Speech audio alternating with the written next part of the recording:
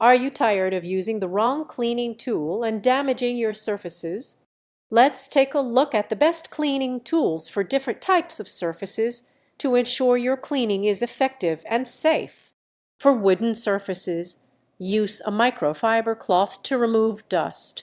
A mixture of vinegar and water can work wonders for tougher stains. Avoid using harsh chemicals that can damage the surface. A steam cleaner is the best tool for tile surfaces.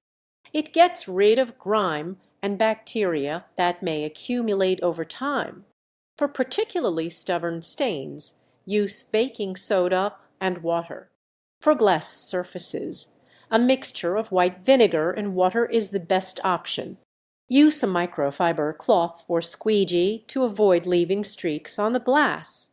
To clean metal surfaces, use a soft cloth and mild detergent. Avoid using abrasive materials that can scratch the surface. By using the right cleaning tools for different types of surfaces, you can maintain a clean and healthy environment while preserving your surfaces. Remember to use the appropriate tools and substances to ensure safe and effective cleaning.